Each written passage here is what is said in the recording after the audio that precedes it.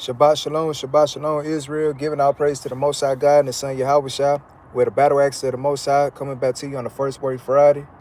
I'm Soldier Razachak, got Soldier Daoud in the cut. He's gonna be reading for me today. Shabbat Shalom, y'all. Well, really ain't. The sun ain't down all the way yet, but it's 7:02. It's almost, Shabbat. But anyways, hope all is well. Hope y'all had a good, productive week. As usual, they always wearing out the Saints. Shabbat Shalom, Brother Yaakov. But, as usual, they always wearing out the Saints, man. But, hey, we keep it pushing. Not over there yet either. Well, pre-Shabbat then.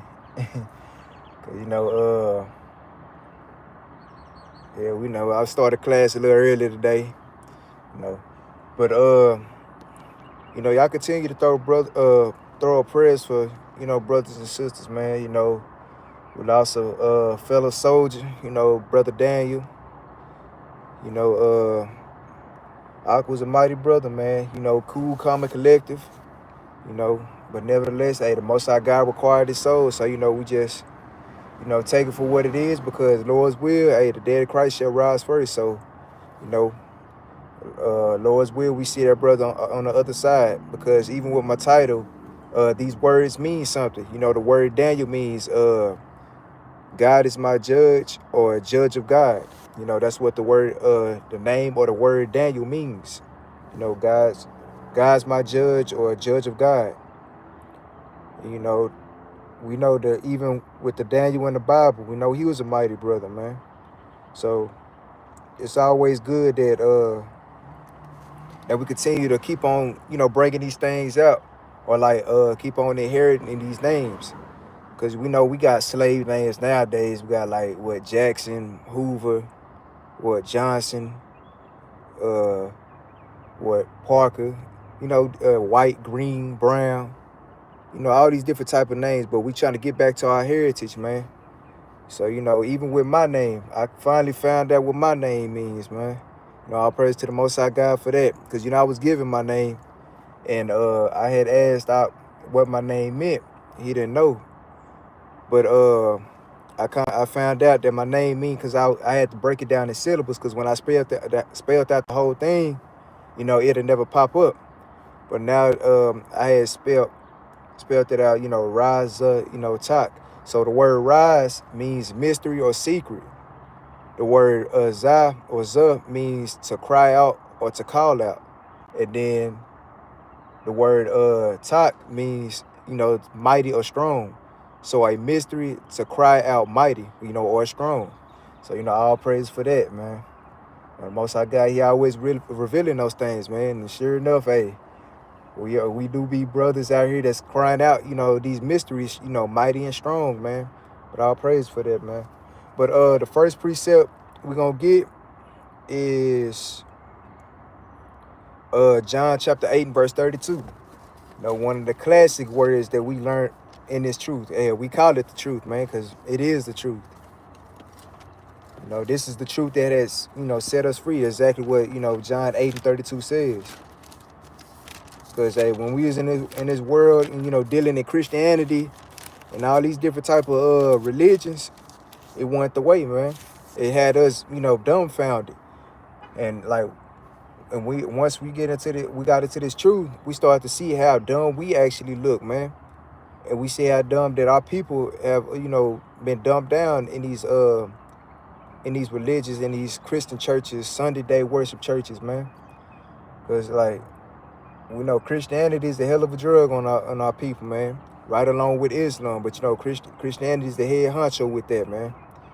And, I'm talking about to the point where our people don't even understand, context, or, words don't mean what they mean no more, man.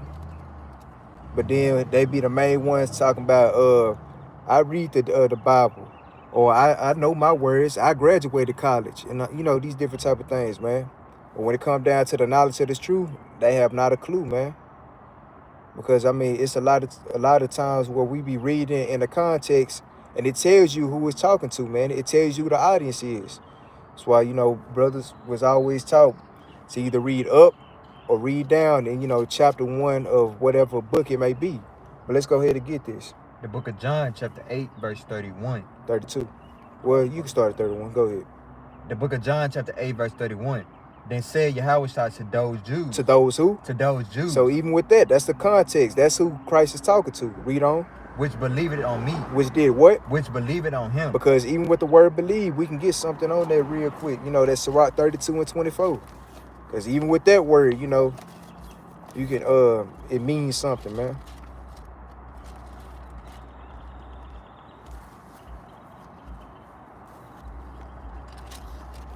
Hey, Brother Yaakov, you can hear me good? The audio good? It ain't choppy or nothing? Any other brother and sister that's in the comment section, y'all can, you know, put a 1 in the chat if it's all good on y'all's end. Go ahead. The book of Sirach, chapter 32, verse 24. He that believeth in the Lord, taketh heed to the commandment. Read that again. He that believeth in the Lord, taketh heed to the commandment. Con, all praises, Brother Cedric. But it says, verse 24 from the top, he that believeth in the Lord, taketh heed to the commandment. So if you a believer, Con, all praises, Abban. But all praises, like even with, where it says, he that believeth in the Lord, taketh heed to the commandment. So if you say that you believe in the Most High God, because we know a lot of our people talking about they believe in the Lord or have faith, you're going to take heed to the commandments. So anytime a brother or a sister, you know, maybe, because, you know, even with the sisters, you know, it's an order to that. They're supposed to be teaching the younger women and the children.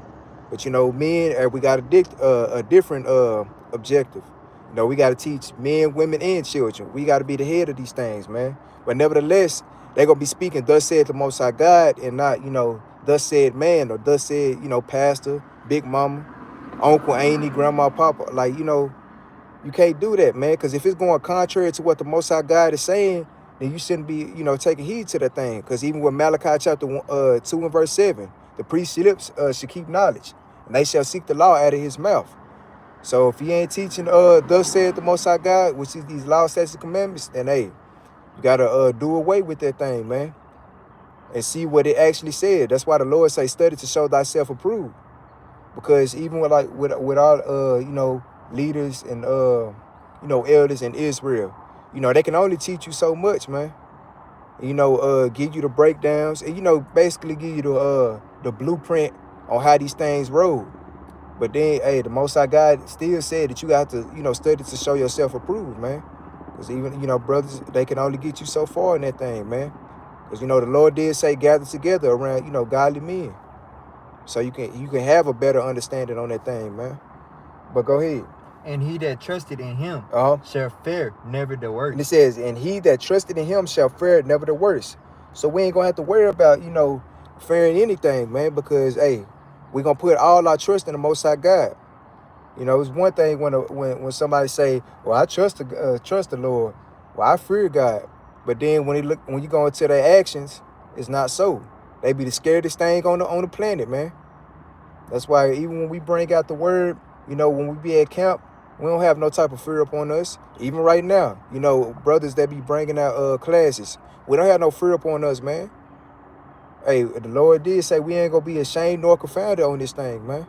That's why we speak as bold as we speak. Because even what Christ himself, he spoke like an austere man.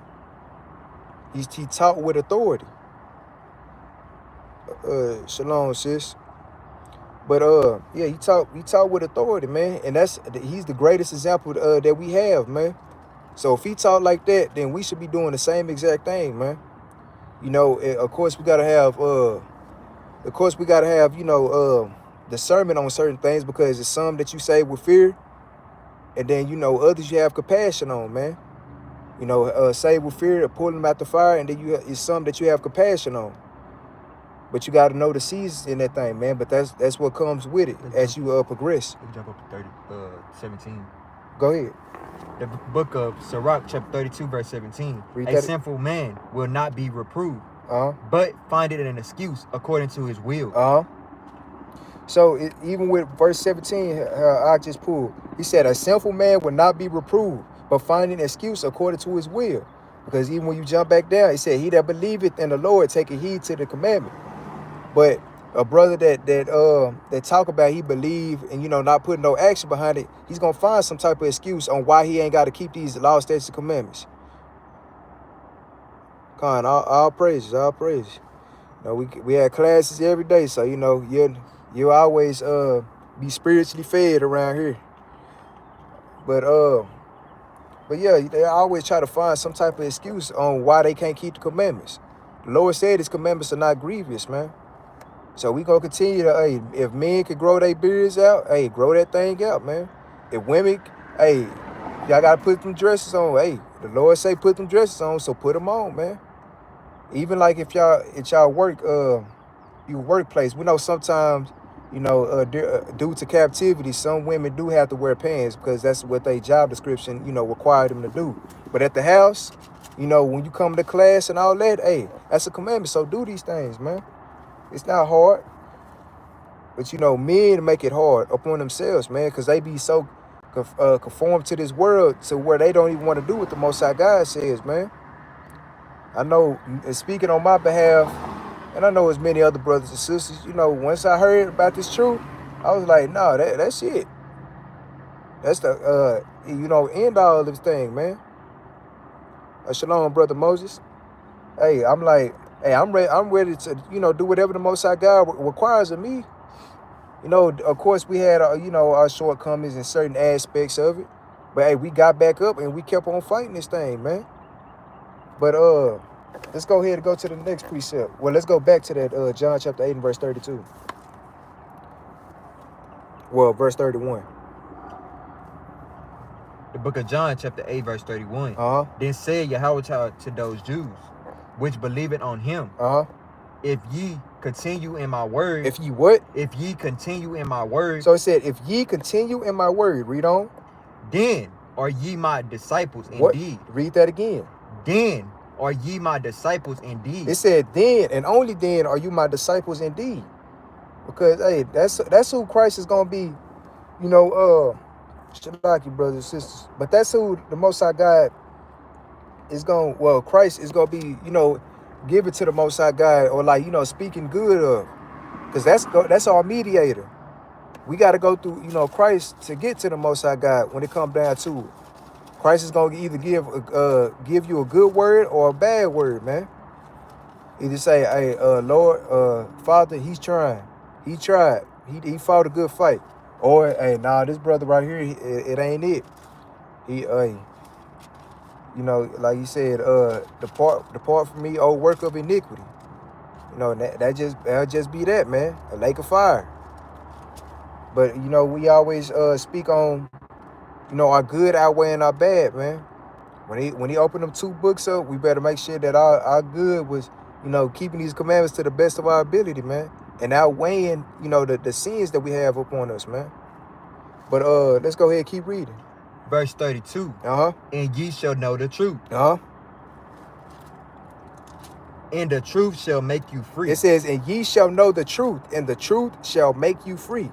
Because sure enough, it made us free, man. Because even on the aspect of when we had the law, statutes, and commandments, you know, in the Old Testament, so to speak, you know, we had, well, should I say, in a, like, even because we still in the Old Covenant, but like with, you know, it's 5 sets of laws. You had the ceremonial laws, you had the dietary laws, what you had the sacrificial law, which you had the moral laws, you know, in the what else I mean? So you sacrificial, ceremonial, moral, dietary. So, you know, all these different type of law, but we know that the Most High God, he did away with the sacrificial law, and he did away with the law of sin and death. So that's why it says, and the truth shall make you free, because we are free from the law of sin and death nowadays. Silver, I'm trying to, you know how that go. All praise silver. No, one of them I was missing. But anyways, you Most High God, he made us free of the law of sin and death and the, you know, the sacrificial law. But then again, he put in place of that of us making our bodies a living sacrifice. And then, you know, even Christ himself being, you know, that ultimate sacrifice for us, man. Because, back then, it was laws that you couldn't, really atone for. Because if you was caught in the act of adultery, 2 or 3 witnesses, you was out of there. If you was dealing in homosexuality, 2 or 3 witnesses, you was out of there. So all praise for the Most High God, making this truth, free for us, man, in that aspect. But hey, it also make you free because you're free from these lies and deceit that we've been taught throughout our whole lives, man. But let's go ahead and get what the truth is. Psalms 119 and verse 142. The book of Psalms, chapter 119, verse 142. What's that? Go ahead. The book of Psalms, chapter 119, verse 142. Thy righteousness is an everlasting righteousness. And thy law is the truth. And thy what? And thy law is the truth. So that's what the truth is, man. Because it's nothing that you can say to make the law be a lie, man, or make the law seem evil. It's nothing that you can say against that thing, man. Can't do nothing against the truth, but for the truth, man. That's why the Lord said, thy righteousness is an everlasting righteousness, and thy law is the truth. Man, it's 100% pure, man. Hey, this is how you obtain eternal life. Otherwise, if you could deal in this sin, hey, that's eternal damnation to your soul, man. But let's go ahead and go to the next precept. Let's get what I had.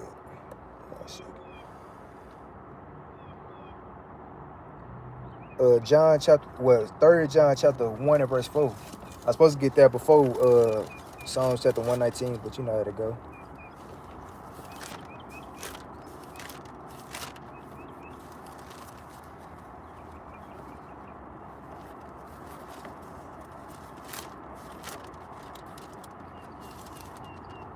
The book of 3 John chapter 1 verse 4. I have no greater joy than to hear that my children walk in truth. Read that again. I have no greater joy. Jump up to verse. Yeah, you start at 1. Verse 1. The elder unto the well-beloved. What's that? Gaius, whom I love in the truth. Gaius, whom I love in the truth. Beloved, I wish above all things that thou mayest prosper and be in health. So it says, beloved, I wish above all things that thou mayest prosper and be in health. Read on. Even as thy soul prospered. Even as what? Even as thy soul prospered. Read on. For I rejoiced greatly when the brethren came and testified of the truth. It did what? And testified of the truth. So it says, for I rejoiced greatly when the brethren came and testified of the truth. Read on. That is indeed. That is indeed. That is what? That is indeed. Because hey, we all have like a joyous type of spirit, man, or a rejoiceful type of spirit when our brothers be, bringing out the word, or like whenever, a sinner repent. Because if we know the angels, they rejoicing in heaven when a sinner repent, yeah, we gonna do the same exact thing, man. That brings, a great joy to us, man, because we see that, yes, our brother or our sister, they came out this world, man. Now they coming into the world of the Israelites, man, and they trying to keep the commandments so they can make it to the kingdom, man. It's like one thing about it, I know that's probably every brother in Battle Axes. Whenever we see a whole lot of Northern Kingdom and they be getting it, hey, you should see the smiles on our faces, man. That thing be a joyous thing. Because it's like, Lord really putting the family back together before our very eyes, man. Because we understand the tents of Judah is going to rise first. We know the Southern Kingdom, hey, they steady waking up at an all-time high. And we do got Northern Kingdom out there, but, hey, we still got a lot of work to do, man. Because once Christ come back, hey, that thing is gonna be a mighty thing, man. Because he gonna officially put the family back together. That Northern and Southern Kingdom, hey, back together, reuniting and feel so good, just like I said in class 2 weeks ago. Hey, that thing gonna be real good, man. But go ahead. Walkest in the truth, even as thou walkest in the truth. Read that again. Even as thou walkest in the truth. I have no greater joy. I have what? I have no greater joy. So even jumping up back to verse 3, reading it again. For I rejoice greatly when the brother came and testified of the truth that is in thee, even as thou walkest in the truth. Because we want to see our brothers and sisters walking in this truth, man. We want to see that thing, man. Now we understand that 2/3 of our people ain't gonna get it. We gotta accept the bad and the good, the bitter and the sweet of this thing, man. But go ahead. I have no greater joy than to hear that my children walk in truth. Do what? That my children walk in truth. Because even the Most High God, he's happy about that thing. He says, I have no greater joy than to hear that my children walk in truth. Because, hey, that shows you that, hey, the Most High God, he really loves that thing, man. He's like, okay, my children, they actually hearing my voice. They actually doing the things that I say. That's even like bringing on a smaller scale. If you have children, you have a son or, a couple of children, and you got the ones that actually be always listening, doing according to what you say, and then follow after your footsteps in the goodness, goodness of what you was doing in life. And then, hey, they take that thing and they may, times two it or triple fold that thing, man. That brother or that sister will have a great joy in that thing, man. Cause it's like, hey, even when you got brothers and sisters that's having children in the truth, hey, they rose up in this thing. They growing up in this thing, man. They ain't gonna know about Christmas. Well, it'll come to pass, but overall, they'll be raised as an Israelite child, man. They'll know about Passover before they know about Christmas, man. They'll know about dedication before they know about, Easter or whatever the case may be, vice versa. But yeah, they'll know about tabernacles, man, instead of, Halloween. They'll know about Pentecost, they'll know about Day of Atonement, and so on and so forth, man. But let's go ahead and go to the next precept. Next precept we're gonna get is Proverbs chapter 21 and verse 21. So that was the word truth on what that means. It means, hey, the law, statutes, and commandments. That's what it means. And that's what a lot of these words, is going to revert back to. Go ahead. The book of Proverbs, chapter 21, verse 21. Uh-huh. He that followed after righteousness and mercy findeth life, righteousness, and honor. Read that again. He that followed after righteousness and mercy findeth life, righteousness, and honor. It said, he that followeth after righteousness and mercy findeth life. So if you follow in righteousness and mercy, you're gonna find that life, man. We all know what that life goes into, man. Like, hey, that's just the bottom line with that, man. Because we always know that the other aspect of it. If you following wickedness, hey, you're gonna find no mercy and death. But go ahead. Well, no, let's go ahead and go to the next precept on that. Let's get Deuteronomy chapter 6 and verse 25. Let's get what righteousness is. The book of Deuteronomy, chapter 6, verse 25. Let me get there. Gotcha. Go ahead. And it shall be our righteousness, if we observe to do all these commandments before the Lord our God, as he had commanded us. As he what? As he had commanded us. So it says, and it shall be our righteousness, if we observe to do all these commandments before the Lord our God, as he commanded us. So if we observing to do all these commandments, that's what our righteousness is, man. That's what it reverts back to, these commandments. It says, as he had commanded us. Because the Most High God, he just want brothers and sisters just listen to him, man. He like, hey, out of all the people of the earth, I chose you. I'm in the midst of y'all. Y'all mine. I can give down what everybody else, doing. But hey, as for me and my house, hey, y'all gonna serve me. Or unless you want to be kicked out with the heathen. Unless you want to get that lake of fire. Because he's going to give every brother and sister that's a so-called Black, Hispanic, and Native American a chance to repent, man. He going to give them a chance to get into this truth. Now, it's going to be on them, ultimately to, hey, are they going to conform to this truth? Or they going to stay in this world, man? We already know the Most High God already got it all sorted out on who he going to have in this truth and who he ain't. So, hey, if 9 times out of 10, if you see yourself in this truth right now, you in the truth right now, hey, the Most High God, hey, he sees something in you, man. But do not let go of it, man. That's the whole thing. You already got a grasp on it. Just keep on fighting in that thing, man. Keep on enduring it. Because we understand that, hey, the world is gonna kick our ass regardless, man. Regardless of how any of us may feel, hey, it's gonna kick our ass. But it's up to us to continue to just keep on enduring it. Because, hey, we can't be whooping on our own self as is, man. Because, hey, we already, getting a chastisement for, our forefathers on what they had did, man. And even on ourselves. But hey, now it's just keep fighting, man. Fight the good fight. You know, because we all gonna, you know, see some type of day where either Christ, you know, he probably come back beforehand, or some of us may experience death in this thing, man. But just like how we talking about Brother Daniel, hey, man, he fought till he couldn't fight no more, man. So the Most High God went on here and you know, called him up. Shalom, Sister Hannah. And he fought the good fight. And we pray that brother find favor with the Most High God, man. Cause hey, who knows? He could be part of the 144,000 when that time comes, man. But let's go ahead and go to the next precept. Let's get Matthew chapter 6 verse 25.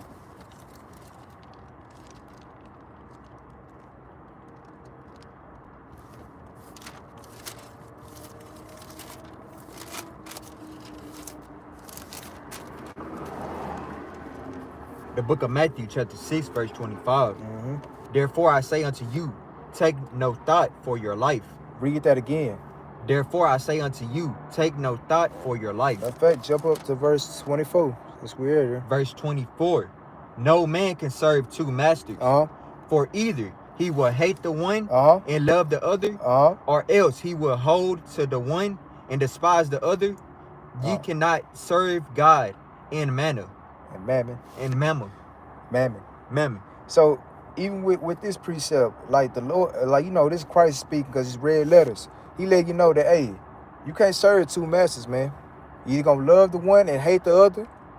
Hey, you gonna hold to one and you gonna despise the other, man. But you cannot cannot serve both of them, man. That's why even with Revelation chapter 3 and verse 15, that's why it's so pivotal. That's how you say the word. You know how these words go. Capt Benaniyah. But that's why it's like that, man. Because Most High God, he want to show 110%, man. He want to show undivided attention. He can't stand whenever, you know, brothers are like, you know, playing both sides of it, man. Are you gonna be all in for him, or you gonna be halfway, man? Because if you're gonna be halfway, hey, just go on back your merry way. Because you ain't no better than one that's already, you know, on the other side of it, man. That's like you having a wife. Or a wife having, you know, a woman having a husband, and he's halfway in, halfway out. You know, he's showing you half love. Meanwhile, hey, if he's doing it out of righteousness, because we understand that men can't have, you know, multiple wives, but it's an order to that thing. But that's like him showing his love, half of his love to you, and then the other half is to some woman that he know don't give a damn about him, or whatever the case may be, man. But hey, we got to make sure that we got our mind set on who we gonna serve, man. But read on. Verse 25. Therefore I say unto you, take no thought for your life. Read that again. Take no thought for your life.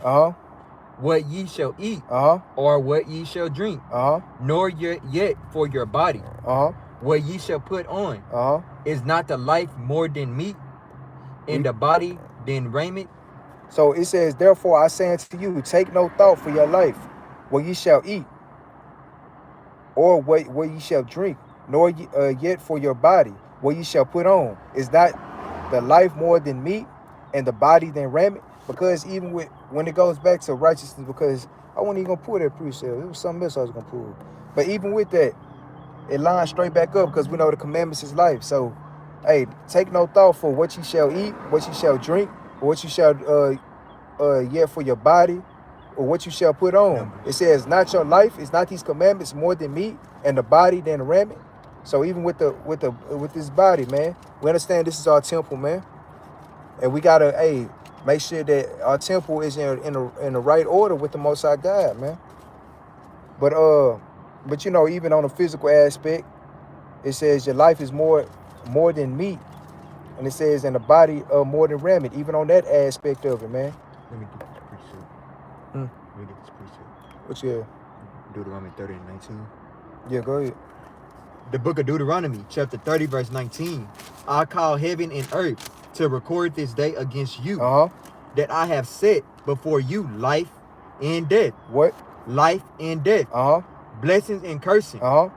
Therefore, choose life, that both thou and thy seed may live. So even with Deuteronomy chapter 30, verse 19, you know, saying the exact same thing. It says, I call heaven and earth to record this day against you, that I have set before you life and death, blessing and cursing. Therefore choose life, that both thou and thy seed may live. So the Most High God, he always gives us the answers to our questions, man. Like, hey, he like how we always say, it's an open book test with this thing, man. The Lord, hey, he's telling you, hey, choose life, so both you and your seed may live. Because it's not only for you, it's for your seed as well. Because say when you pass on, your seed, hey, you pass your seed that torch, and they going to do the exact same thing. And Lord's will, if they have children, they going to do the exact same thing, man. Like, you know, train up a child in the way he shall go, and he shall not depart from, you know, when he get older, roughly paraphrase. But let's go ahead and get the next precept. Let's get 1 John chapter 4 and verse 7. No, that's enough about righteousness. Righteousness going to the law, statutes, and commandments.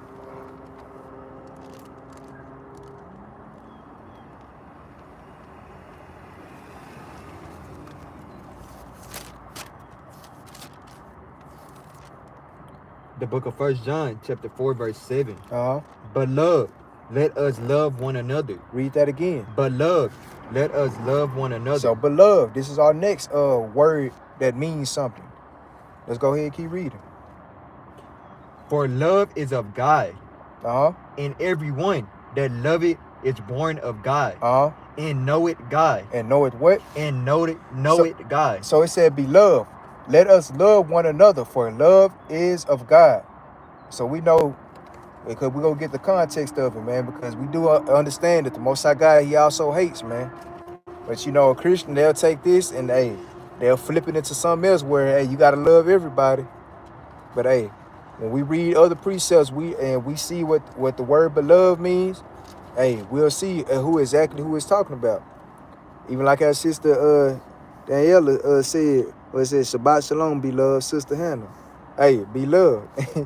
Hey, but it said, let us love one another, for love is of God. And sure enough, it is of God. It says, and everyone that love it is born of God. So it said, everyone that love it is born of God. If you love it, you know, your brother and your sister, and know it to God. Because we know, hey, he that saith that he knoweth him and, you know, don't keep his commandments, hey, the love of, you know, truth is not in him. But let's go ahead and get that. The book of what I got there? Baruch chapter 3 verse 6. Yeah. Wait, let me see. You ain't got to preach it for love too. We're gonna come back to beloved. Let's get 1 John chapter 5 verse 3. Yeah, I was right there. Yeah, because we're gonna come back to beloved. We're gonna get that later. But even with the love part, because that's what I was getting out of it. It says, let us love one another, for love is of God, and everyone that loveth is born of God, and knoweth God. Read verse 8 real quick. Verse 8. He that loveth not knoweth God, for God is love. Read that again. He that loveth not knoweth not God, for God is love. I'm gonna read that again. He said, he that loveth not, knoweth not God, for God is love. Okay. So even with that, what is love according to the Bible? You know, a lot of our people that you know, they don't know that, man.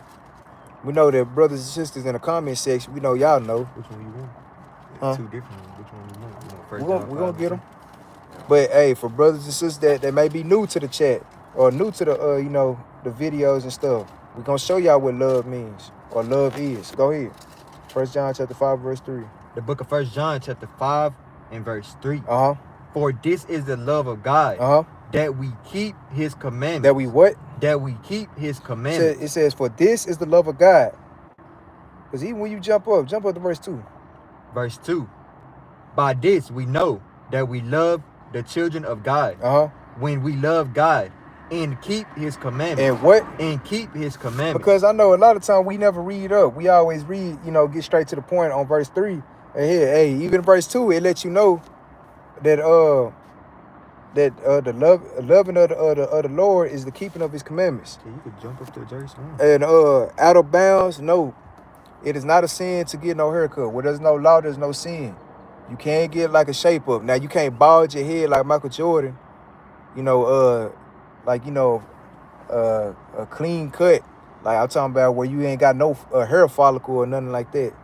But you can, you know, get a little haircut, man. Like a taper, bald fade. As long as you know, have some type of hair on your head. Now, if you balding it and putting a razor up on your head, then no, you can't do that. As a matter of fact, let's get there real quick for edification.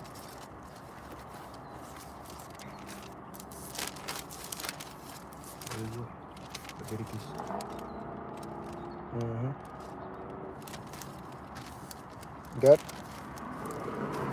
21:05.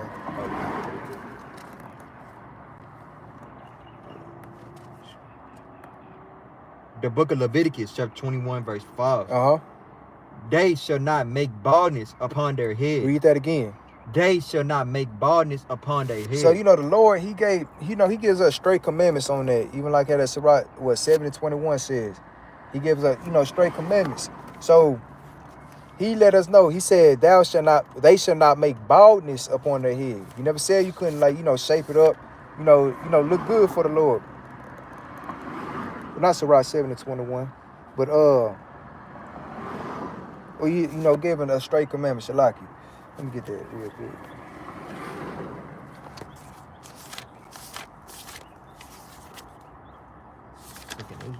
No, 7:21 of Second Ezra, Shalaki. I said Sirach. I mean, Second Ezra 7:21. Read that real quick. Sirach 7. Second Ezra 7:21.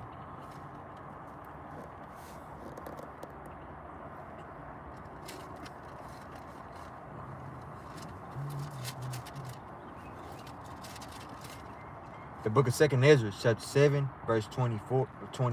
Uh-huh. For God hath earnestly commanded them. Second Ezra 7:21? That's what mine say. Well, I'm going to read mine. It says, for God had given straight commandment to such as came, what they should do to live, even as they came, and what they should observe to avoid punishment. So you'll be avoiding punishment if you don't make baldness up on your head. Yeah, I see. Now, when they going back to Leviticus chapter 21 and, verse 5, it just goes into, not making baldness.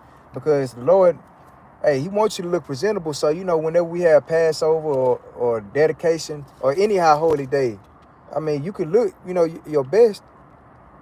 Hey, whether you get a retwist, you get a bald fade, hey, you get like you said, a taper fade, you got a shag or whatever the case may be, hey, you can do that. Hey, you could even like trim up your beard, shape it up, so to speak. Now you can't cut it off now, that goes into the same thing, but go ahead. The book of Leviticus, chapter 21, verse 5.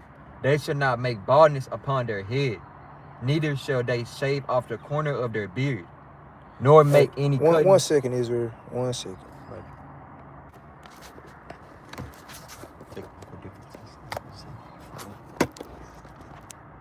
Shalaki, Israel. Can y'all hear me good?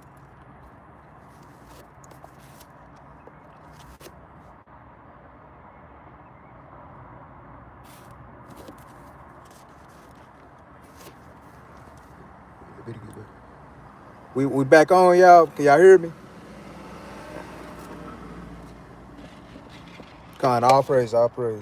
But read Leviticus chapter 21, verse 5. That's where we had left off at it, because I know Ak was asking that question.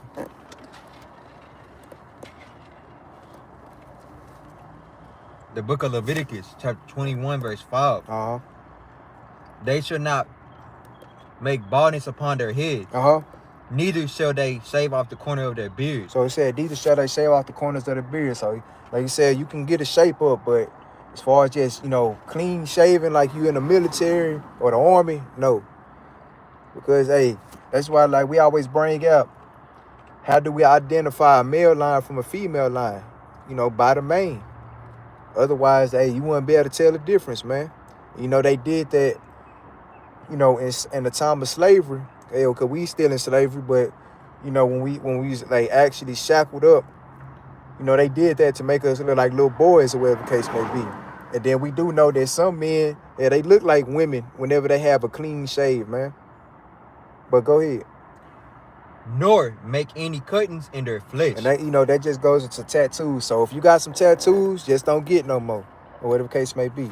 But let's go ahead and go back to that. 1 John 5:3. Yeah, 1 John 5:3.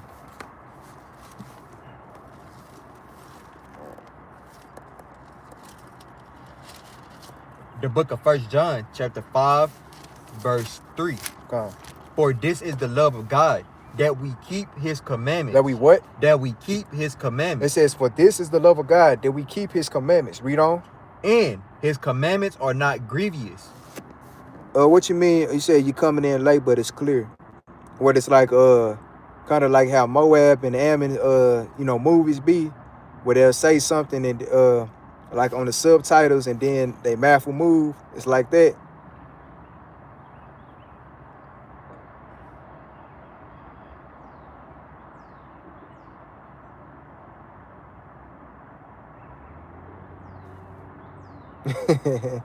Let me see real quick, yeah. I'm gonna come back. Probably my phone. My phone hurt.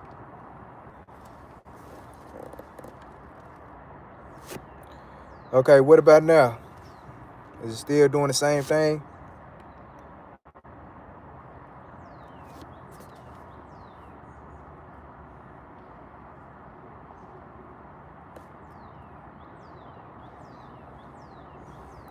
Okay. But 1 John chapter 5 and verse 3 said, for this is the love of God, that we keep his commandments. And it says, and his commandments are not grievous. Meaning his commandments are not hard to do. So like how we was bringing out, it's not hard for men to, grow out their beards. It's not hard for women to put dresses on.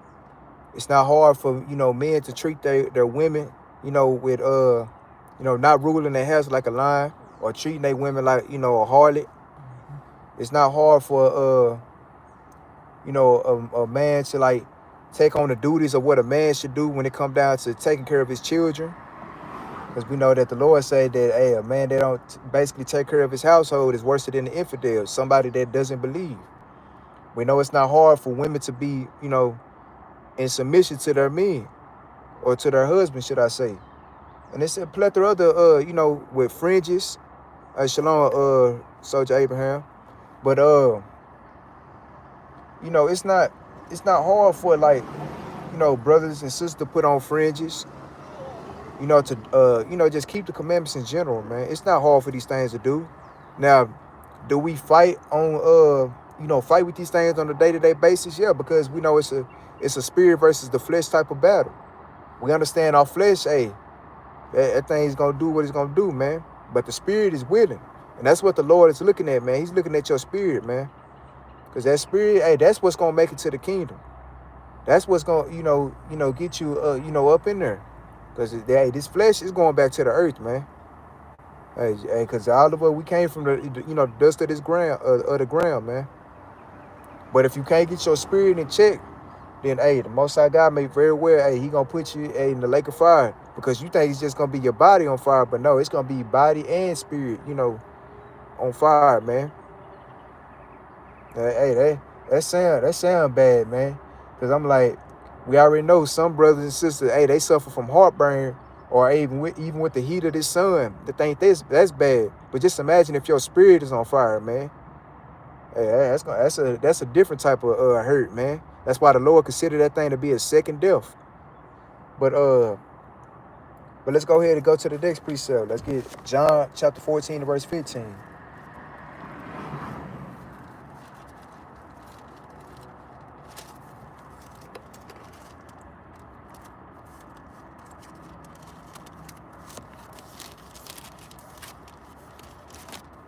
The book of John, chapter 14, verse 15. Because, like, even with this verse, I prefer this one over, 1 John chapter 5, verse 3. We know it all pack a punch. But, every brother or sister, they had they specific precept like they like going to, because this one is straight to the point. Just like how that 2 Ezra 7:21 says, hey, he giving straight commandments. This is straight to the point, man. Read on. Read it. If ye love me, keep my commandments. Read that again. If ye love me, keep my commandments. And what color are those letters? Red. So these are red letters, meaning, hey, we know that's Christ speaking. He said, if ye love me, keep my commandments. If you want to, hey, show me some love, keep my commandments. If you want to put forth some type of action of showing that you love me, keep my commandments. it all reverts back to the same thing, man. Because if you loving the Lord, and, you know, of course, keeping His commandments, that hey, you covering a whole multitude of, you know, sins, and you covering up a whole lot of majority of the law, man. Because if you loving and, you know, keeping the commandments, hey, you ain't finna sleep with your brother's wife. You ain't finna kill your brother. Hey, you ain't finna bear false witness on your brother. Hey, and it's just, you ain't finna just take user of your brother. And it's a plethora of other things that come with it, man. You ain't gonna steal from your brother. Hey, you ain't gonna, you know, disrespect your mother or your father. You know, it's just so many ways that you can just look at that, man. That's what love, you know, covers, man. What you? This the book of 1 John chapter 2 verse 15. Uh-huh. Love not the world, neither the things that are in the world. So it says, love not the world, neither the things that are in the world. Because, hey, if you loving the things of this world, man, hey, you in the root of awakening, man. Like this world, we understand that this world ain't got nothing to offer us, man. And on a day-to-day basis, our people fight tooth and nail for this thing, man. They okay with comfortable oppression. But, hey, we hate this world, man. Because this ain't our world, man. Now, the world to come, that is ours. But right now, this is ran by Esau, man. Or the Edomites, you know, Esau, Edomites, Caucasians, Europeans, white, whatever you want to call these people, man. But we know biblically, hey, they Esau, man. Huh? Africans. Hey, Africans too, but hey, we talking about, you know, the head honcho at the moment. But go ahead. If any man love the world, the love of the Father is not in him. The what? The love of the Father is not in him. It says the love of the Father is not in him. So if you love in this world and you of this world, man, hey, the love of the Father is not in you. So even when it come down to that, hey, you ain't keeping His commandments, man. It's nowhere in you. So with smoking, yes, that is a sin. Now drinking, you can drink, but you got to drink in moderation. We can go ahead and get that too, man, for edification. Because even with Christ Himself, He drunk wine. That's why His eyes, you know, was red. Also because He was pissed off, you know, at the conditions of our people. What you want? Hold on. Let's see. You want the smoking part or you want the drinking part? We're gonna get both of them. Okay. Get Matthew chapter 11 and verse 19. Because we're gonna show you like how Christ was we will show you.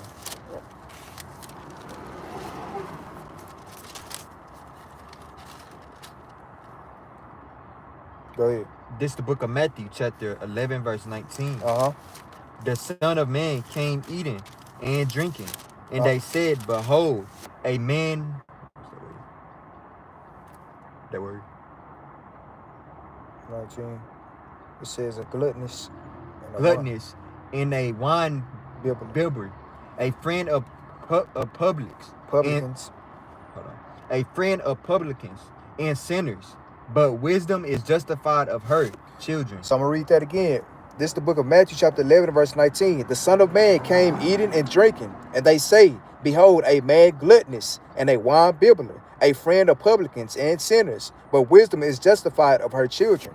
So that's showing you that, hey, because even when you jump up, you know, they basically was trying to catch up our king, man. Or like, it's like a damned if you do, damned if you don't, you know, type of situation. Because it all goes into like a little, basically going to the scribes and Pharisees, man.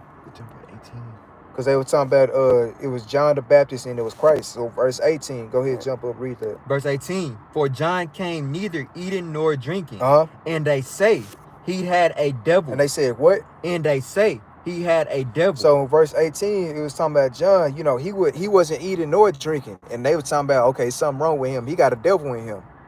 And then we jump down to verse 19. Verse 19, the Son of Man came eating and drinking, and they say, behold, a man gluttonous and a wine bibber, a friend of publicans and sinners, but wisdom is justified of her children. But what? But wisdom is justified of her children. So hey, they trying to flipping him like, well, hey, he a gluttonous and he a wine bibber, man. So you know, But let you know that, hey, drinking is not, a sin. Because even going to Sirach, of concerning drinking, it's going to tell you how to drink.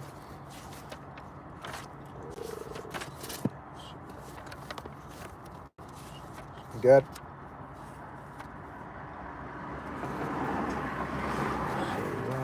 Is it Sirach 31?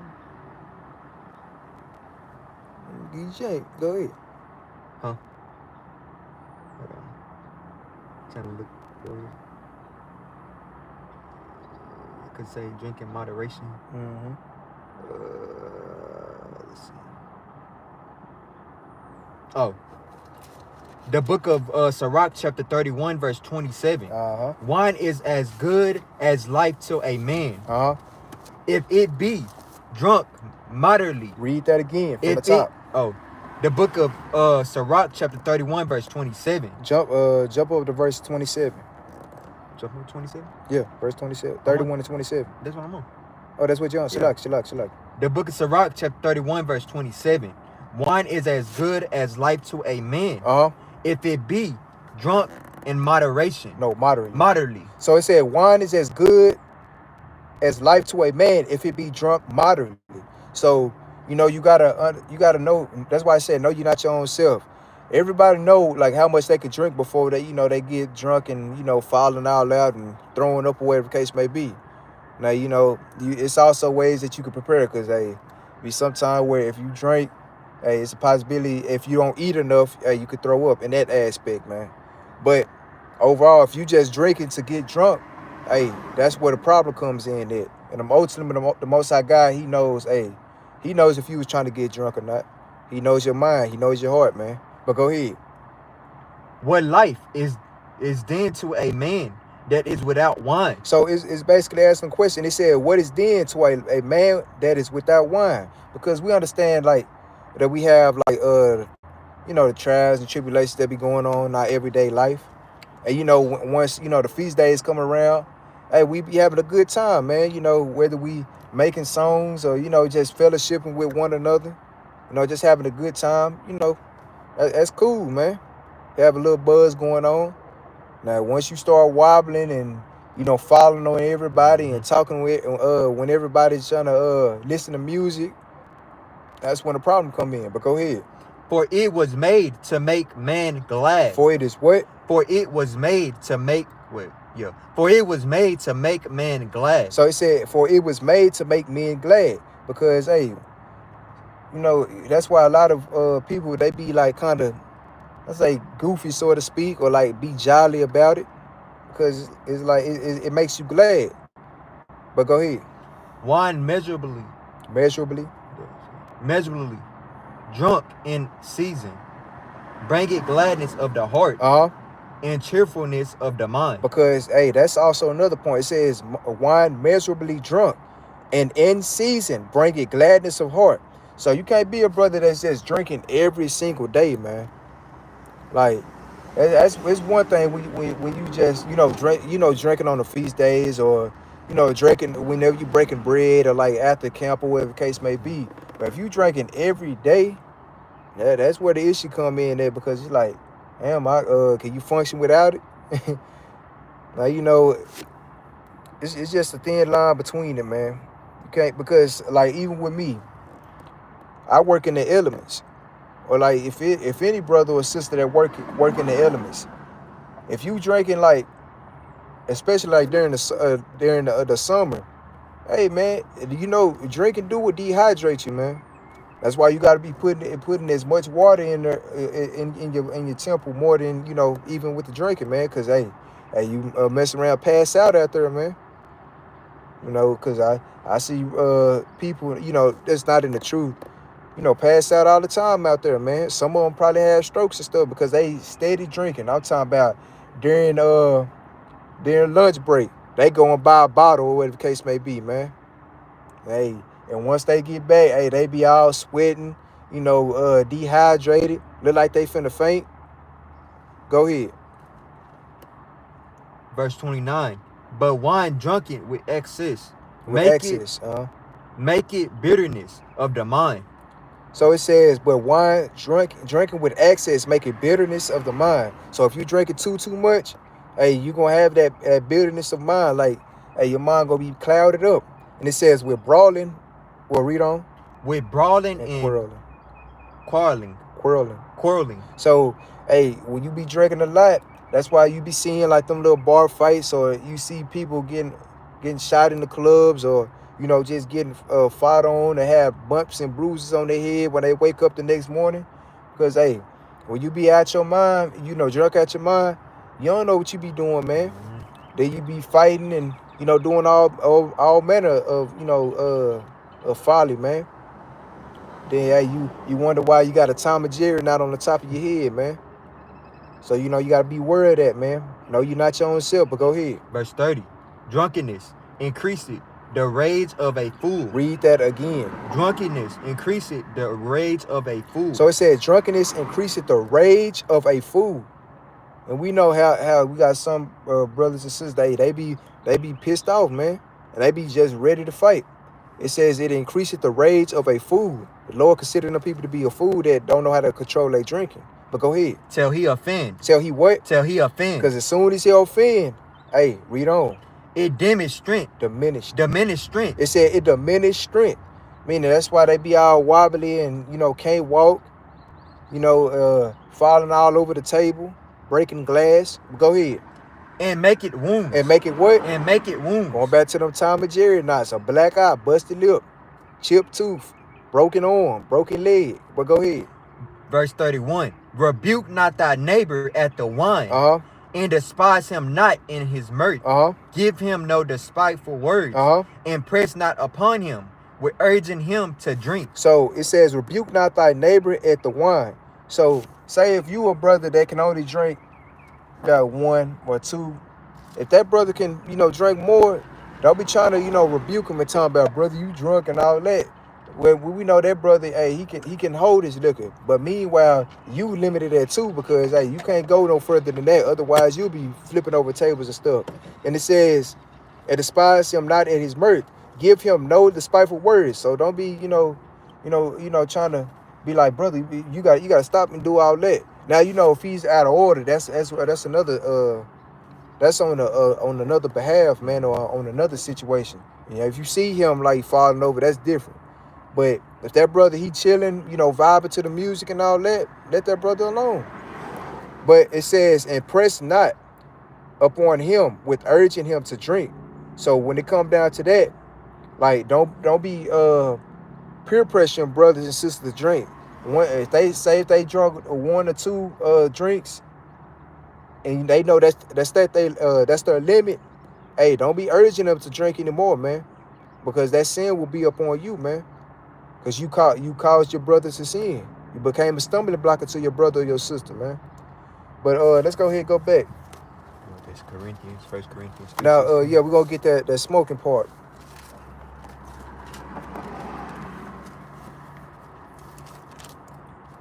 Uh-huh. The book of 1 Corinthians chapter 3, verse 16. Know ye not. Hold on 1 second. It says, should I distance from my people if they don't respect the Sabbath? Well, I can observe the tone. Huh? Observe the tone. Yeah, I'm gonna get that in a minute. But I'm gonna tell you, like, if you living with them, I mean, there ain't just too much that you can do when it come down to that aspect. But now, if you got your own like place and all that, then you know, yeah, you could distance yourself. If they don't, like you said, should I distance from my people if they don't respect the Sabbath? Like, yeah, because it do tell you to constantly be around, you know, godly men and to observe the time, even like how Ak was bringing out. Because you do have to observe the time. If they don't have no respect to what you do distance yourself from that thing, man. Because it'll come a time where if you don't like acknowledge that thing or like bring it to the forefront, they'll continue to take it for granted. What's the precept? If it be possible, be peaceful with all men. Romans 12:18. But we ain't gotta get nothing on that. Let's go ahead and get that 1 Corinthians chapter 3 and verse 16. The book of 1 Corinthians chapter 3 verse 16. Uh-huh. Know ye not that ye are the temple of God, uh-huh, and that the Spirit of God dwelleth in you. So it says, know ye not that you are the temple of God, and that the Spirit of God dwelleth in you? Read on. If any man defile the temple of God. Smoking cigarettes. If any man defile the temple of God. Smoking weed. If any man defile the temple of God. Smoking crack, shooting heron, or crystal meth. If any man defile the temple of God. Uh-huh. Him shall God destroy. Read that again. Him shall God destroy. So it said, him shall God destroy. So if you defile your temple, hey, the Lord is not going to be able to dwell in that thing, man, because it says, hey, if you doing that thing, he said, him shall God destroy. Read on. For the temple of God is holy. Is what? Is holy. So the word holy, because, hey, that's something else I could have put in the class. We know that the word holy just means to be separate, man, separate from other people.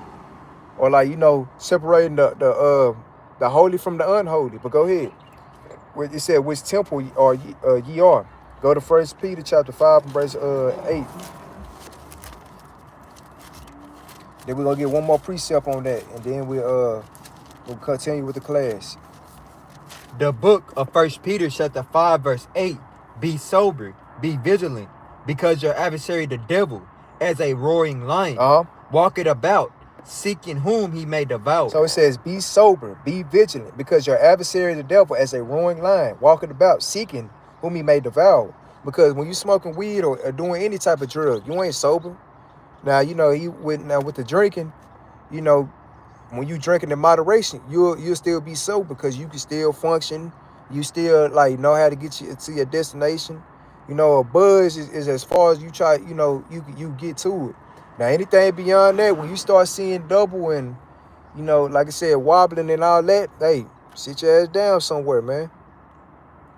Hey, man, cause we have accounts where, hey, some of them were bit up by mosquitoes. That's all I'm gonna say, man. But they say be vigilant, like, you know, be on high alerts, man. Be aware of your surroundings, because when you messed up like that, hey, you ain't observant, man. You ain't attentive, because hey, that's why, you know, things be happening. And it says, because your adversary, the devil, you know, in this context is going into, you know, the so-called white man. It says, as a roaring lion, walking about, seeking whom he may devour. Because if you ain't in your right state of mind, hey, they'll take it for granted, man, and they'll take it to their pleasure, man. And then you wind up in jail and you behind bars. You wake up in them with a badass hangover, man. Like, these things can't happen to you. But let's get Genesis chapter 1 verse 29. You know, these little basic precepts. You know, smoking.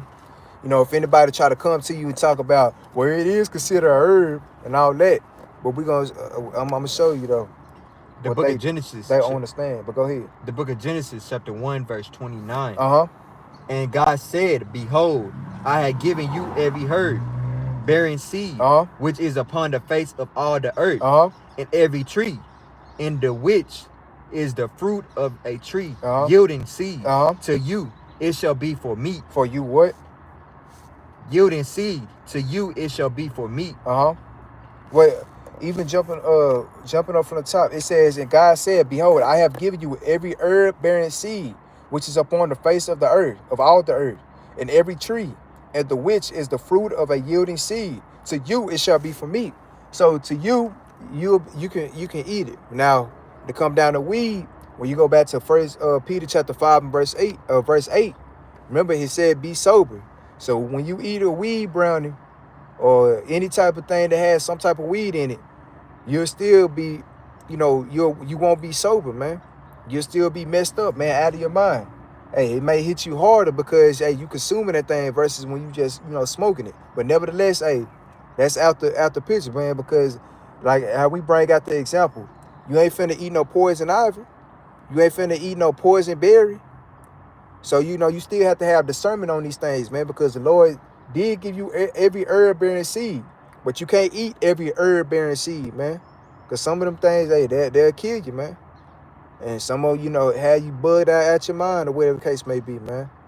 But let's go ahead and go back to the class. Let's get I left off here. Oh, no, first John chapter 14, verse 15. Yeah, John chapter 14 and verse 15. But next precept we're going to get is Ecclesiastes chapter 7 and verse 12.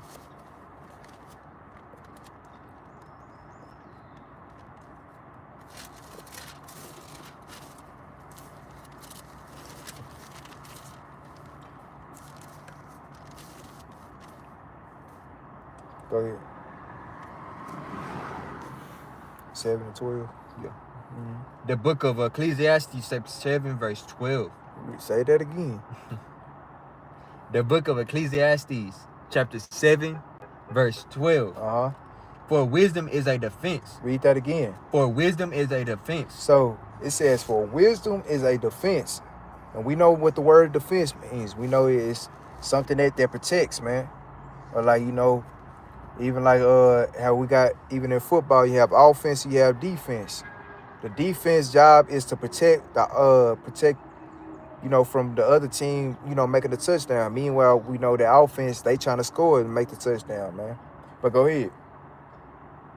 For wisdom is a defense, and money is a defense. And sure enough, on like a corner aspect, it said money is a defense because we know, hey, man don't work, a man don't eat. But go ahead. But excellence of knowledge. But the excellency. But the excellency of knowledge is that wisdom give it life to them that have it. So it says that wisdom give it life to them that have it. So it just goes back to life, and then we know the life goes back to keeping the commandments. Because let's go ahead and get Proverbs chapter 4 and verse 7. Because this is something that the Lord told us to get.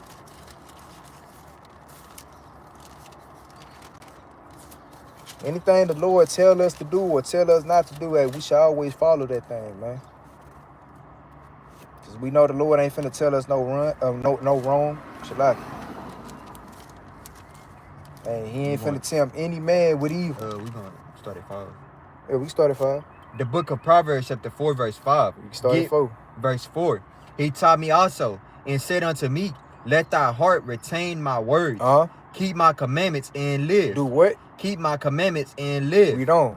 Get wisdom. Get understanding. Forget not, neither decline from the words of my mouth. So it said, get wisdom, get understanding, forget it not.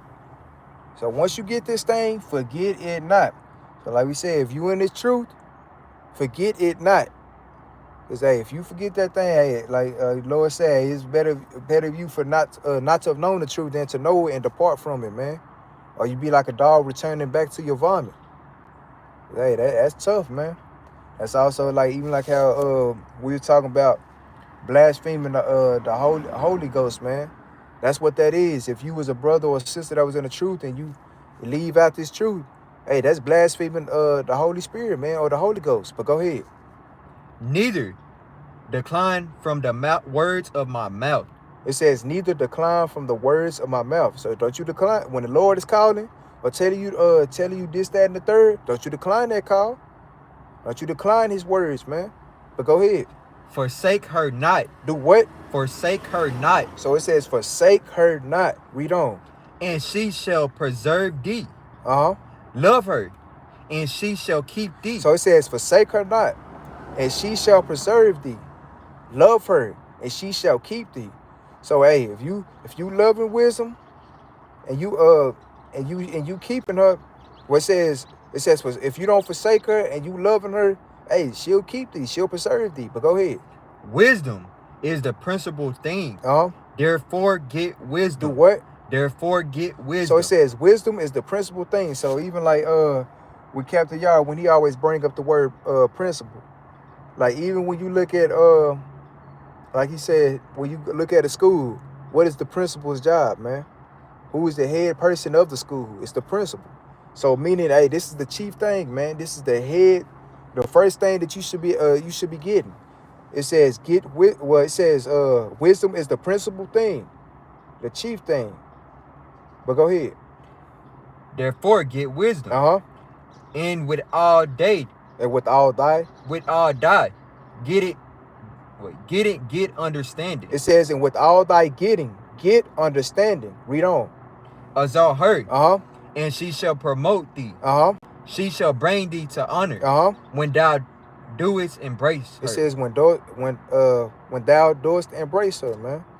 Because if you exalt her, she gonna promote thee. She shall bring thee to honor when thou doest embrace her, man. Because even when you read down, we know that chapter 4 of Proverbs here, really the whole chapter of Proverbs, or the whole book of Proverbs, should I say. Hey, all of them is, it's talking about wisdom. Same with, wisdom of Solomon and Sirach. Because we know Sirach is Proverbs on steroids, man. But let's go ahead and get Deuteronomy chapter 4 verse 5, the classic.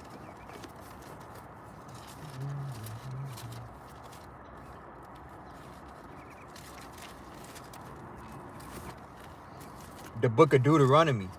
Go ahead. Chapter 4, verse 5. Behold, I have taught you statutes and judgments, even as the Lord my God commanded me, that ye should do so in the land, whether ye go to possess it. It said, whether you should go to possess it. Yeah. Go ahead. Keep therefore and do them. Read that again. Keep therefore and do them. For this is your wisdom. For this is your what? For this is your wisdom. So this let you know, this is what wisdom is. It says, behold, I have taught you statutes and judgments, the commandments, even as the Lord my God commanded me, that you should do so in the land, whether you go to possess it. It says, keep therefore and do them. Read on.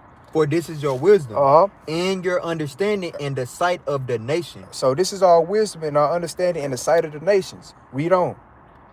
Which shall hear all these statutes and say, surely this great nation is a wise and understanding people. Because all these nations, once we back into rulership, hey, all these nations, they can't help but to say, it says, surely this great nation is a wise and understanding people. Because, hey, we going to be, even when it come down to us being, rulers of this planet, we still going to be, we going to run it the right way, so to speak. We ain't finna be like Esau and, do all the dumb stuff that they be doing, man. Hey, when we say we're going to do something, best believe we're going to do it. Hey, you still going to be rods of iron and, and chains and all that good stuff, man. But, hey, we still going to be a fair judge. We're going to have a just balance on this thing, man. Now, we going to give according to everything that y'all gave us. Hey, so just like how y'all whooped us, y'all had us in chains and stripped us of our clothes and stripped us of our names, we're going to do the same thing to y'all, man, times 2, man.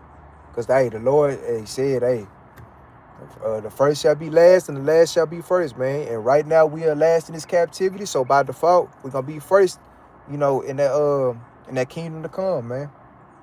But go ahead. Verse 7. For what nation is there so great, who had God so nigh unto them as the Lord our God is in all things? So it says, for what nation is there so great, who had God so nigh to them? Because these nations, a lot of these nations, they understand that we are God's chosen people, man. And we have God nigh to us. And when we actually keep and do the things that our God tell us to do, they know they can't mess with us, man. And it's already bad enough they can't mess with us now. Now, they do have the upper hand because, the Most High God gives them, power to rule us with a rod of iron, whatever the case may be. But let it not been the Most High God having his hand in this thing, man. We would have took them over, man. Because it did say one people shall be stronger than the other people. Hell, we dominate in sports. We dominate in singing. We dominate in cooking. Hell, we dominate in looks. Yeah, I'm talking about anything. These people, if they try to invent anything, because we know we the inventors of pretty much everything. But unless it came down to wickedness, Esau, he was on that aspect. But hey, even with that, man, our people still do the best of that. It's a sad statement, but hey, this is true, man. I'm talking about when you see a damn white homosexual, he be behind closed doors, be in the cut. Meanwhile, when our people do it, they go full-fledged, man. I'm talking about to the point where they get the wigs, they get the weave, they get their nails done, their toes done, lipsticks, implants. Bro, that's wicked as hell, man. But our people, hey, they do these things, man.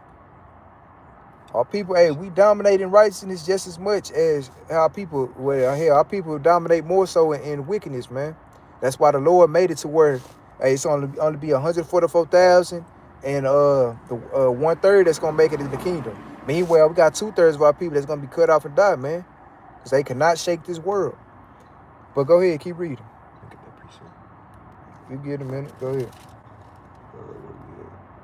Verse 7. Verse 7. For what nation is there so great, who had God so nigh unto them, as the Lord our God is in all things, that we call upon him for? And what nation is there so great, that has statutes and judgments, so righteous as all this law? As all this what? As all this law, which I set before you this day. Read on. Only take heed to thyself, and keep thy soul diligently. Diligently. But go ahead. Lest thou forget the things which thy eyes have seen, and lest thou depart from thy heart all the days of thy life. But teach them thy sons, and thy sons' sons. So, hey, like we said, it said, hey, we supposed to be teaching our sons and thy sons' sons, man. This is our inheritance, man. So this is what we pass down from generation to generation, man. Now, it was a period of time where we had lost this thing, man. But all praise the Most High God, he's instilling that back into, our nation, man. That's why we even have, like, all the way from the time of, like, the Civil Rights Movement. And, you can go further than that, because, like, even when we have the Nat Turners and all them, the Lord's putting that spirit upon our people, man. Even like how I was able to, read. Like how we talking about, we shall bind they kings in chains, man. And all, that, because that's actually in the Bible, man. That's where he was quoting from in the book of Psalms. But then you jump down to like what the Civil Rights Movement and what the Black Panther movement, the Bloods and Crips. Then you had like our people just protesting, doing all type of manner of things, because the Most High God was putting that spirit back in the earth, man. And putting that spirit back on his people to let them know, hey, no, you guys chosen people, man. But let's go ahead and go to the next precept. Let's get what you had? Psalm 147, 19 through 20. Yeah, we hold that. Let's get Amos chapter 3 and verse 7.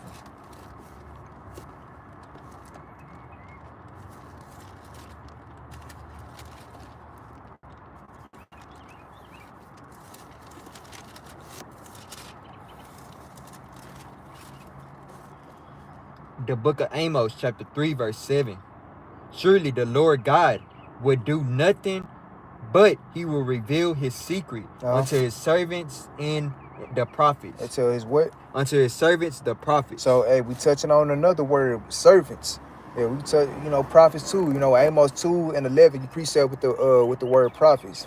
But we're gonna harp on the word servants. So let's go ahead and get Isaiah chapter 41 and verse 8. Let's see who his servants is.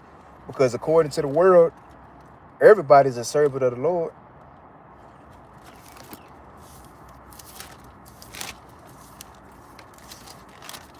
Go ahead. The book of Isaiah chapter 41 verse 8. But thou Israel. Close the book. Hey, it says, but thou Israel. Israel is not everybody. But go ahead. Or my servant. Or my what? Or my servant. Jacob, whom I have chosen. The seed of Abraham, my friend. So, hey, the Lord don't leave no stone unturned, man. He says, but thou, Israel, art my servant.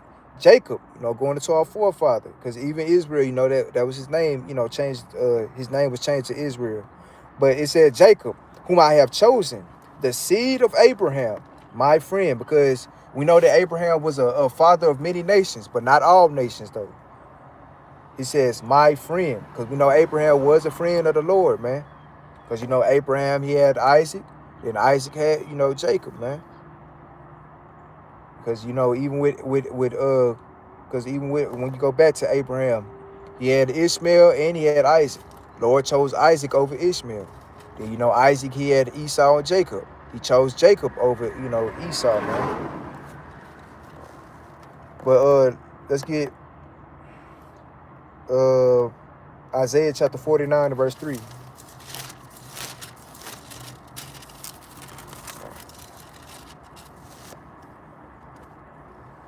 The book of Isaiah chapter 49 verse 3. And said unto me, thou art my servant, O Israel. Oh, who? O Israel. So this is another precept you can precept with Isaiah chapter 41 and verse 8. So, you know, anytime somebody try to say that we are servants of God, oh, Israel is that righteous servant, man.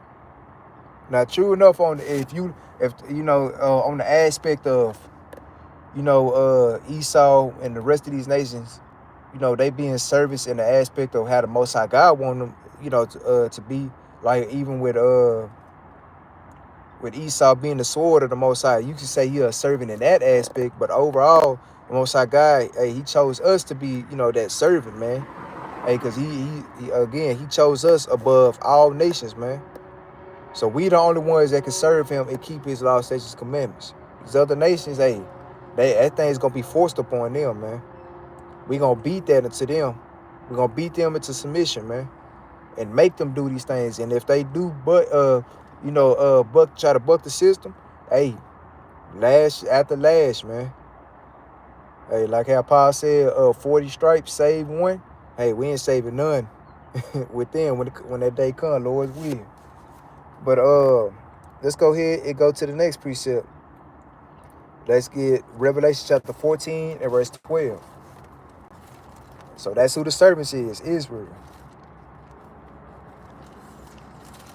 We almost out of here, y'all. Go ahead. The book of Revelation chapter 14, verse 12. Here is the patience of the saints. Read that again. Here is the patience of the saints. So it says, here's the patience of the saints. See, because even with that word, a lot of people that try to say, we all the saints of the Lord. We the saints that's marching in. But when it come down to it, y'all just singing a song and marching down that aisle in that damn wicked ass church, man. Y'all ain't finna do what we be doing, man. When we actually be out there marching, man. You know, and bringing out that word, man. And then, Lord's will, if we part of that 144,000, we're going to be marching in. It ain't going to be no friendly fire, man. Ain't nobody going to get thrust through, man. When it come down to that day, that army, hey, everybody got an invincible power level, man. Or an invincible health line.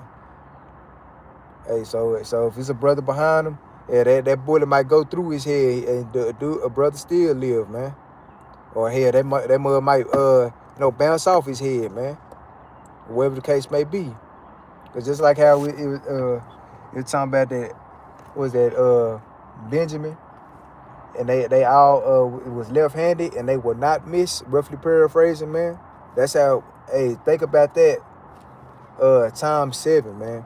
When the 144,000, because there's going to be 12,000 from each tribe, man. But go ahead. Here is the patience of the saints. Here are they that keep the commandments of God and the faith of Yahweh. So it says, here are they that keep the commandments of God and the faith of Yahweh. So let's go ahead and get who the saints is. Psalm 147 and 14. Yeah. 148 and 14. Shalaki. The book of Psalms. Go ahead. Go ahead. Go ahead. The book of Psalms, chapter 148, verse 14. He also exalted the horns of his people, the praise of all his saints, even of the children of Israel. Even the what? Even of the children of Israel. A people near unto him. Praise ye the Lord. Praise ye what? Praise ye the Lord. So even like how we how Capt was bringing it up on that aspect of it when it says even of the children of Israel, because you know we always got to touch on that now, especially you know how people they tend to try to misconstrue words or try to be like, see, it says even, but no, it's just overemphasizing, man, because it says he also exalted the horn of his people, That's the point of it, because even when you jump up, it lets you know who his people is, man. When you jump up to verse, let me see. Hey, even when you jump up a chapter, it's letting you know this is who he's talking to, man. But even jumping down, it says the horn of his people, because when you read Luke chapter 1 verse 68 on down, the horn of salvation unto his people, man. But go ahead. It says, even of the children of Israel, a people near unto him, praise ye the Lord. Let's go ahead and get that Psalms 50, verse 5. Yeah.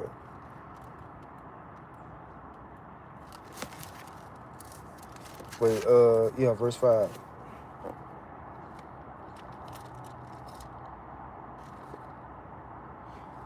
The book of Psalms, chapter 50, verse 5. Gather my saints together unto me, those that have made a covenant with me by sacrifice. By what? By sacrifice. And what nation of people made a covenant with him by sacrifice? Who's the only one that was given the law of sacrifice, man? That was the Israelites, man. Because even when you jump into verse 2, it clarifies who he's talking to. Read on. Jump up to verse 2. Well, jump up to verse 1. Verse 1. The mighty God, even the Lord, has spoken and called the earth from the rising of the sun unto the going down thereof. Out of Zion. Out of who? Out of Zion. Read on. The perfection. The perfection of beauty. God has shined. God had what? God has shined. So it says, out of Zion, the perfection of beauty, God has shined. And sure enough, hey, when we look at the daughters of Zion, hey, the best of the best looking, women of all the nations of the earth, man.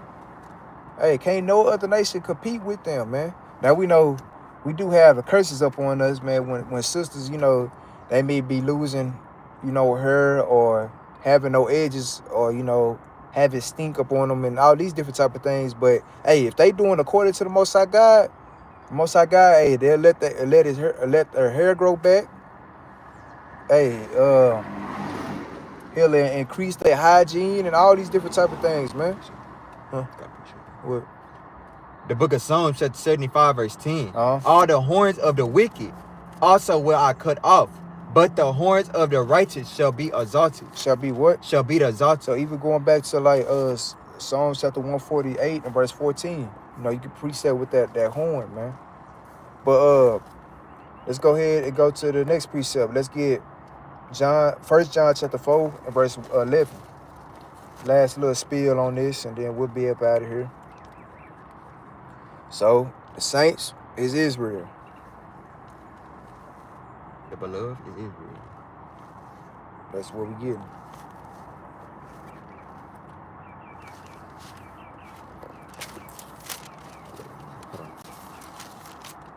Go ahead.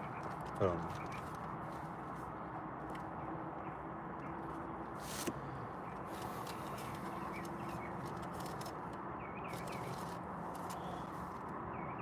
The book of 1 John chapter 4, verse 11. Beloved, if God so loved us, we ought also to love one another. Read that again. Beloved, if God so loved us, we ought also to love one another. So it said be loved, because that goes back. I told you we were coming back to that. No, I didn't even see it. Shalaki. It says, of course he chose Isaac over Ishmael. Did nobody tell Sarah to give him?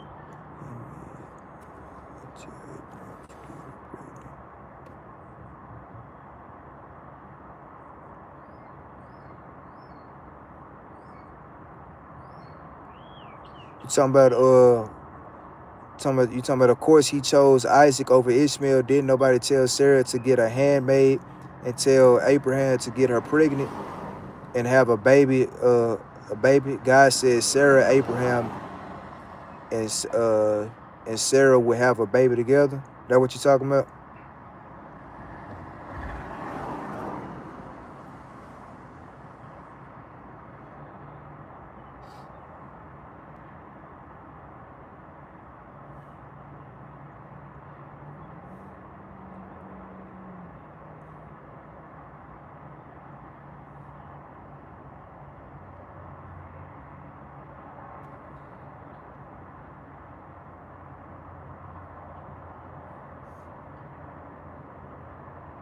Well, even on that aspect, when it come down to it, but ultimately, regardless of how that thing may have went, the Most High God, he still chose who he chose, because it was already predestinated from the beginning of who he's gonna have, man.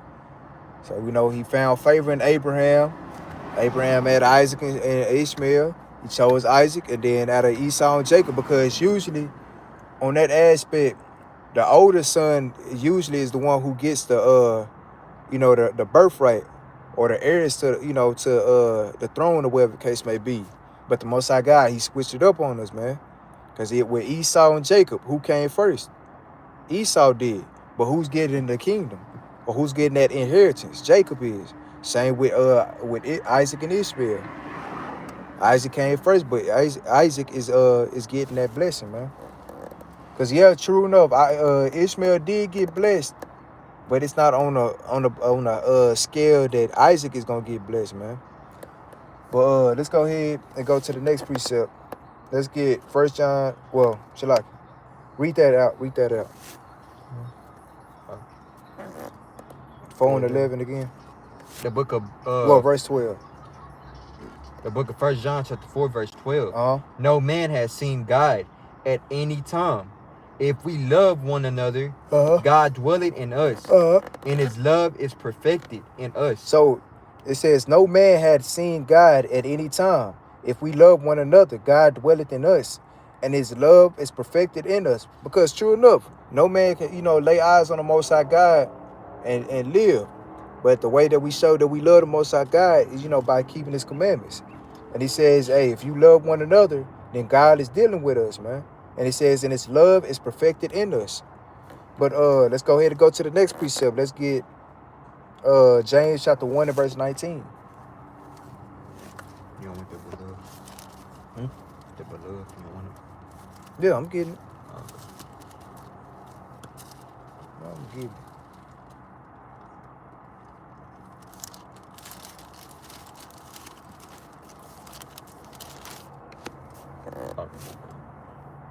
The book of James chapter 1 verse 19. Wherefore, my beloved brethren, let every man be swift to hear. Wait. Slow to speak. Slow to wrath. So it says, wherefore, my beloved brethren. Because even with brethren, we know Ezekiel chapter 11 verse 15, that goes to the brethren, the Israelites. But it says, let every man be swift to hear. So, hey, when you hear a good word, and hearing something that's actually coming, thus saith the Most High God, and not your own vain opinion, that's who you listen to. It says, be swift to hear that. But it says, slow to speak. Because, hey, the Lord gave you 2 ears and 1 mouth for a reason, man. Now, if you speaking just to, debate or like to argue for, for no apparent reason, or trying to just get your word out, hey, be slow with that, man. Keep thy foot when thou enter into the house of God, man. Be more ready to hear it than give the sacrifice of fools. That's another precept you can precept with that. And it says slow to wrath.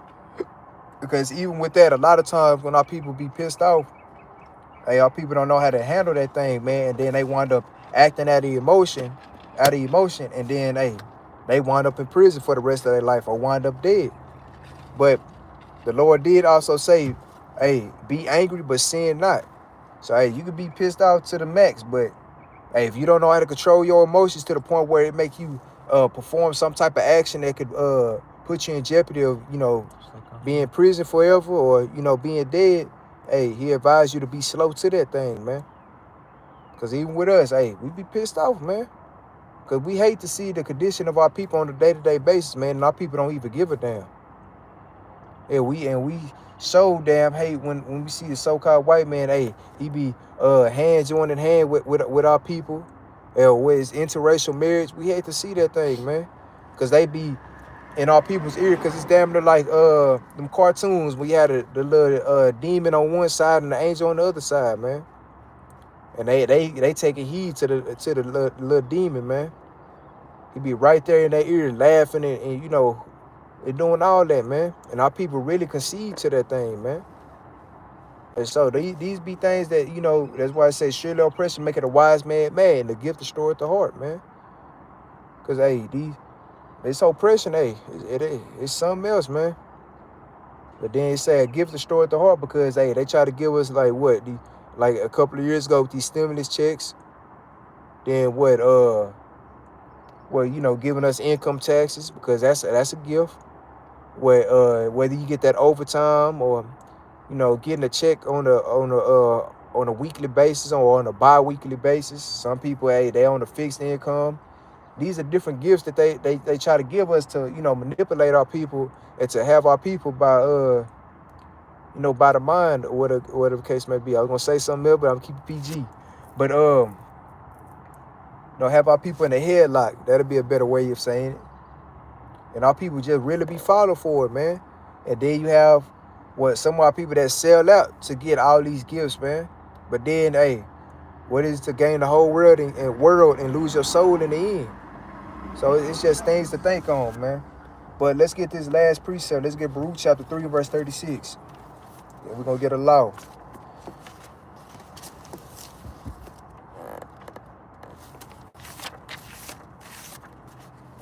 Here we get there. The book of Baruch, chapter 3, verse 36. Uh-huh. He had found out all the way of knowledge. Uh-huh. And he had given it unto Jacob, his servant, and to Israel his beloved. And to who? And to Israel his beloved. He said he had found out all the way of knowledge and had given it unto Jacob. Because even like how I was gonna pull earlier that Psalms 147 verse 19 through 20. I said 19, but 19 through 20. He gave that knowledge unto us, man, and his judgments. And he said he had given it unto Jacob, his servant. Hey, because that's another precept of servant. And it says, and to Israel, his beloved. So Israel is his beloved. But with that, I say shalom. Hope the class was edifying. You know, likewise, you know, it's always, you know, good just feeding the sheep, man. You know, let y'all know that, hey, we just gonna keep on doing this thing until the death of us, man. You know, we always talk about the GoFundMes and the Cash Apps. You know, those things are being greatly used for the edification, well, for the building of a nation and, you know, building of the kingdom, man. We taking this thing one step at a time, man. Like Soldier Donovan be saying, brick by brick. Like Soldier Donovan say, brick by brick. You know, hey. So, you know, those things are greatly used, man. You know, whether it be like, hey, if you can't send, you know, in a, I guess you can say a financial sort of way. Yeah, hey, water, paper towels, cups, you know, stuff that we need around the building. Hey, yeah, washing detergent, yeah, Pine Sol, bleach, you know, to mop the floor. You know, any of these things, man. Because we ultimately, you know, you're doing that for the Most High God, man. You know, like we said, end of every class, we always bring out a law. You know, because we are the lawgivers, so, you know, we got to bring this thing out, man. They say, y'all keep on throwing up prayers for each other, keep fasting for each other. You know, give them up the mighty arms. Then, like you say with the prayer, hey, prayer of a righteous man availeth much, man. So the more we pray, the more the Most High God here, the faster we'll get up out of here eventually, man. But tonight's law is James chapter 5, verse 16.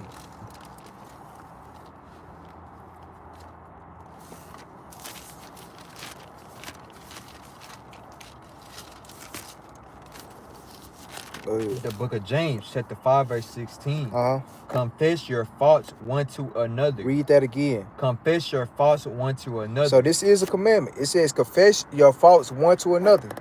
Because, yeah, like, just say if you a brother that got secret sins or whatever the case may be. Hey, if you ain't confessing that thing, you ain't letting that thing be known that you dealing with something. Hey, that in the long run, that thing can come back and bite you, man. Because you had time, you know, to repent of this thing. But you ain't do it. It's starting to get dark. Sabbath coming in. All praise. But you had opportunity to, you know, confess that thing, so a brother can give you the right precepts, you know, dealing with that particular spirit. So you better fight that thing off. Hey, whether you trying to fast with one another, hey, all these things help, man. So if you confessing it and bringing these things out to the forefront, hey, you deal with it then, so you ain't got to deal with it later. Because, hey, that little small, like, just like how we were talking about, a small spirit can turn into a big one. And from there, a big one, hey, that thing can jump and get on somebody else, man. Because it's just like a disease or like a cancer. Cancer start out small, then it get big. Now, and then but you do have some diseases that's contagious, man. Start out small, get big, then hop on somebody else. Man. But go ahead. Confess your faults one to another. And pray one for another. It says, and pray one for another. Read on. That ye may be healed. That ye may what? That ye may be healed. Because it's not just talking about a physical healing. It's more so talking about like a spiritual healing. Because true enough, like it goes into that. But like ultimately, you need that spiritual healing, man. Because our people, hey man, spiritually, our people are destroyed for a lack of knowledge, man. So our people need some healing, man. Hey, this word is healing, man, according to Wisdom of Solomon chapter 16, verse 12, man. But go ahead. The effectual fervent prayer. The effectual fervent prayer? Oh, the effectual fervent prayer of a righteous man availeth much. Availeth what? Availeth much. So even like how I just quoted it, hey, it's the precept for that. If any brother or sister needed that. Says the effectual fervent prayer of a righteous man availeth much. Sure enough, that thing's gonna pierce them clouds, man. If the Lord see that brother or that sister putting their mighty works, you're like, okay, I hear this brother. He praying for that brother so he can get better, or that sister so she can get better, whether it's physical or spiritual. Hey, okay, I got you. Now it ain't gonna be on your time, but it will be in due season, man. So, hey, I mean, you can't take that from, Christianity, so to speak. Yeah, even though they got it from the Bible anyway. So, hey, he may not be there when you want him, but he's always, on time in that aspect, man. Hey, we try to make that thing. Hey, but ultimately, hey, they quoting the Bible. Hey, you can't just be quoting it, man. You gotta be doing these things, man. But like I said, with that, I say shalom. See you, brothers and sisters, tomorrow, Lord's will. Captain's gonna bring out another mighty class, man, for this Sabbath. But hey, y'all be easy, man. Y'all be careful. Hey, but with that, I say shalom.